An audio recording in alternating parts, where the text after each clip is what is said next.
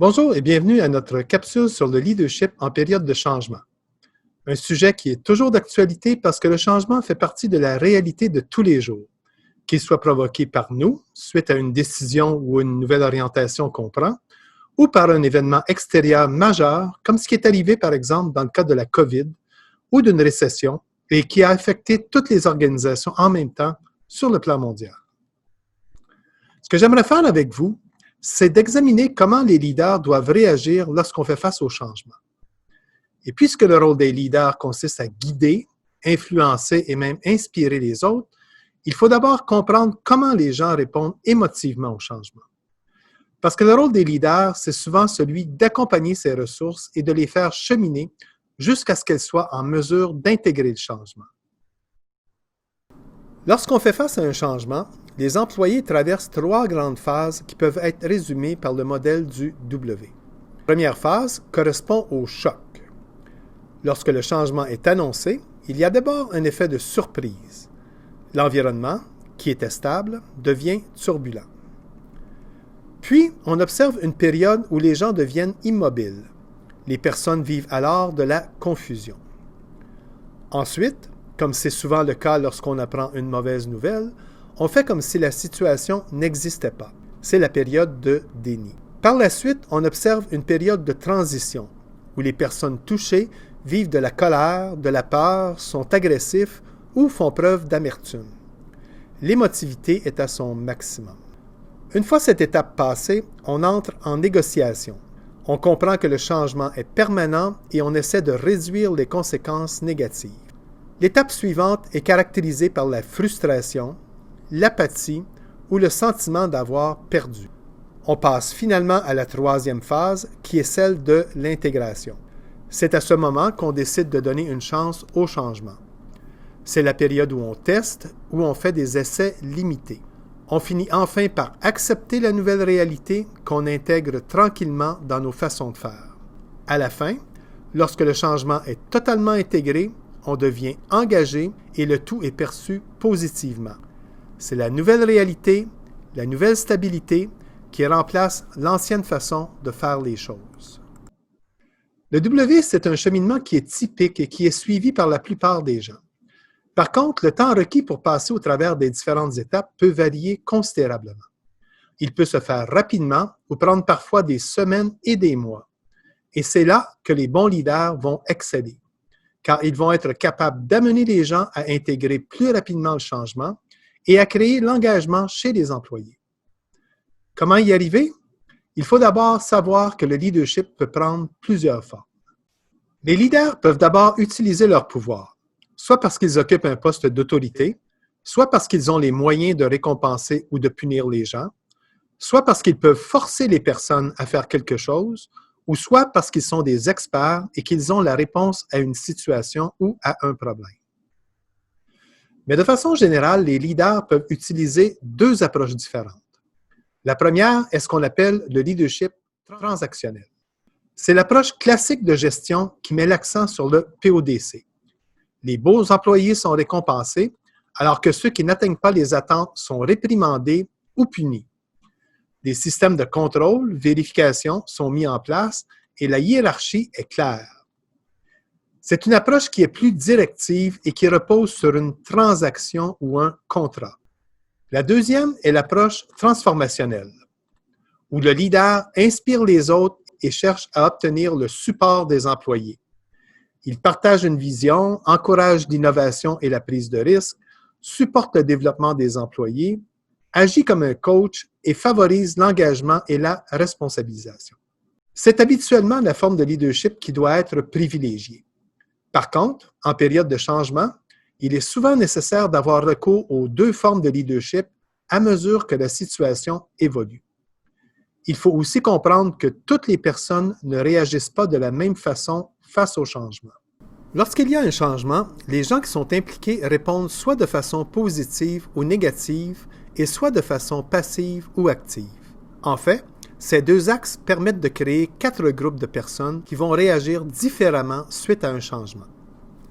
Examinons chacun de ces groupes en commençant par le côté positif. Les gens qui sont constructifs et qui vont s'impliquer activement dans la réalisation du changement sont ce qu'on appelle les supporters actifs. Pour eux, le changement est une opportunité. Ils vivent de l'espoir, de l'excitation, de l'optimisme et ils veulent s'impliquer dans la résolution des problèmes. Ils représentent habituellement de 5 à 10 % des gens. C'est peu, mais il s'agit d'alliés qui ont une grande influence sur les autres. Les personnes qui sont positives mais qui ne s'impliquent pas activement font partie des disciples loyaux. Ils représentent de 30 à 40 % des gens. Ils répondront de façon calme, en demeurant loyaux et engagés. Ils s'adapteront au changement et l'intégreront dans leur comportement routinier. De l'autre côté, un certain nombre de personnes répondront de façon plus négative et passive à la situation. Ce sont les blessés de guerre. Ces personnes se sentiront vulnérables, seront inquiètes, vivront de l'anxiété et auront généralement tendance à se retirer et à procrastiner. Environ 30 à 40 % des gens se retrouveront dans cette catégorie. Finalement, de 5 à 10 % des personnes feront partie des critiques.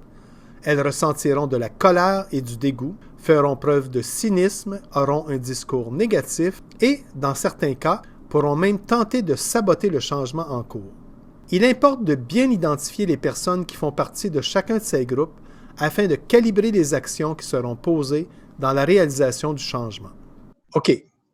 Maintenant, rassemblons toutes ces informations pour établir notre plan d'action et exercer notre leadership en période de changement. Allons-y phase par phase. Dans la phase 1, qui est celle du choc, il faut d'abord faire une analyse objective des faits, même si elle n'est que partielle. Il faut évaluer les impacts économiques, sociaux, humains, structurels et dresser un portrait à court terme. On élabore des hypothèses sur les impacts à long terme et on développe les grandes lignes d'un plan d'action clair, même s'il est imparfait. À ce stade, on doit prendre des décisions difficiles qui sont souvent impopulaires. Pendant cette étape, l'approche privilégiée est surtout transactionnelle. On veut aussi inspirer les gens en étant transformationnel, mais dans les faits, il est souvent nécessaire qu'on soit plus directif. De plus, on doit porter une attention particulière aux blessés de guerre, qui doivent être rassurés. Il est essentiel que les employés aient l'impression que vous avez la situation en main et qu'ils perçoivent que vos actions adressent la situation à court terme et que vous avez une vision à plus long terme. Dans la phase 2, qui est la période de transition, le choc est maintenant passé et il faut réaliser le changement. Il faut s'attaquer aux détails, adapter le plan, quitte à revenir en arrière. Il est essentiel à ce stade que la vision à long terme soit claire pour tous les membres de la direction. Ici, on doit communiquer avec les gens et les écouter. Le changement doit être fait. Par contre, on est prêt à négocier certains aménagements. Et ici, il faut déterminer clairement ce qui est négociable et ce qui ne l'est pas. On vise une approche gagnant-gagnant. L'approche à privilégier est donc en partie transactionnelle, car on doit être très clair sur les objectifs et les modalités du changement, mais en même temps, on doit utiliser l'approche transformationnelle, car on implique les gens et on veut qu'ils se responsabilisent par rapport au changement. À cette étape, on porte notre attention sur les 2 groupes qui sont du côté positif, car ils seront nos alliés dans la réalisation du changement. Par contre, il faut également écouter les critiques, qui ont parfois des points de vue intéressants par rapport à la situation. Lorsqu'on tient compte de leurs réserves, on peut parfois les transformer en supporters actifs. Finalement, la dernière phase est celle de l'intégration. C'est durant cette phase qu'on veut que les employés s'engagent pleinement dans la nouvelle réalité. Ici, on veut promouvoir la vision. On veut limiter l'attention qui est dévouée aux aspects opérationnels, court terme, et mettre l'accent sur les objectifs à long terme. Vous cherchez à créer un climat de travail positif qui favorise les échanges et la résolution de problèmes, gérer les conflits et maintenir l'harmonie entre les employés. Vous jouez un rôle de coach et vous agissez comme un modèle auprès de vos ressources.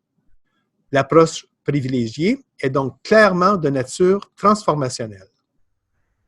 De plus, vous voulez accorder toute votre attention aux employés qui sont positifs et qui adhèrent pleinement au changement. Passer au travers un changement est donc un exercice qui fait appel à toutes vos qualités de leader. Et pour ce faire, vous devez bien vous connaître et comprendre où sont vos forces et quels sont les défis que vous avez à relever en tant que leader. Vous devez aussi savoir quelles sont les forces et les défis des leaders qui travaillent pour vous. Parce que comme général en charge du changement, vous devez vous assurer que les bonnes personnes sont aux bonnes places et vous devez savoir qui et comment les aider à réaliser le changement. Si vous ne le faites pas, vous risquez de rater le changement ou de faire en sorte que le W s'étire sur des mois ou même qu'on n'atteigne jamais le niveau d'engagement désiré. Chez EPSI, on peut vous aider par le biais du leader, un test qui vous permet d'identifier le style de leadership et qui fournit des pistes de développement qui aideront les gestionnaires à maximiser leur potentiel. En comprenant bien qui on est, avec qui on travaille et en adaptant notre style de leadership selon l'évolution de la situation, nous pourrons, en tant que leader, gérer le changement avec succès. Merci.